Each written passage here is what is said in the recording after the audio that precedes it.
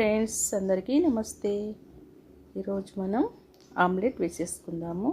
మంచి రుచికరమైన onion omelette వేసేసుకుందామండి. చాలా చాలా టేస్టీగా ఉంటుంది.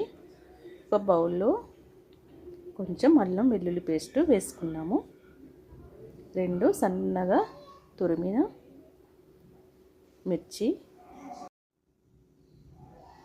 1 సన్నగా తురిమిన ఆనియన్ అండి, చిన్నది. చాలా సన్నగా కట్ చేసుకోండి. వీటిని మంచిగా కలిగి తింపేసుకుందాము. కొంచెం సాల్ట్,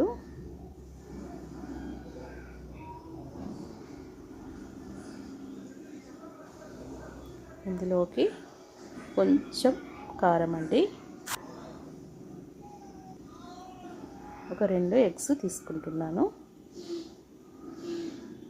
చాలా చాలా బాగుంటుందండి. ఈ విధంగా ఒకసారి ఆమ్లెట్ వేసేసుకోండి, ఎంత బాగుంటుందో. ఆనియన్ వేస్తే ఆమ్లెట్ చాలా టేస్టీగా ఉంటుందండి. మనం ఉట్టిగా వేసే బదులు ఆనియన్ వేసుకుంటే చాలా టేస్టీగా ఉంటుంది.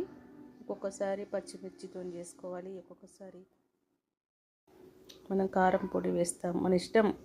కాకపోతే నాకు మాత్రం మా ఇంట్లో పచ్చిమిర్చి వేస్తేనే చాలా ఇష్టపడతారు. సన్నగా కట్ చేసి ఉల్లిపాయలు వేసి వేయమంటారు. మీకు నచ్చితే పచ్చిమిర్చి వేసుకోండి, లేకపోతే చిల్లీ పౌడరే వేసేసుకోండి. అండ్ చాలా టేస్టీగా ఉంటుంది. ఆనియన్ మాత్రం కంపల్సరీ వేసుకోవాలండి. ఆనియన్తోనే మనకు ఆమ్లెట్ చాలా చాలా రుచిగా వస్తుంది. ఆయిల్ వేడైన తర్వాత ఈ ఎగ్ మిశ్రమాన్ని పోసేసుకోండి. కొంచెం మీడియం ఫ్లేమ్లోనే పెట్టండి, ఎక్కువ పెడితే మాడిపోతుంది. సిమ్లో ఉంచి మనం మళ్ళీ దీన్ని తింపేసుకుందాము. చాలా ఈజీ అండి. ఈ ఆమ్లెట్ ఎవరికైనా చేయొచ్చు.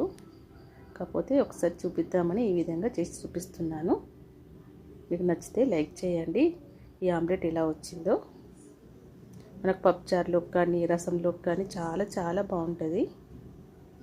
ఊరికే వట్టిగా కూడా తినొచ్చు. అంతే ఈజీ ప్రాసెస్ అండి.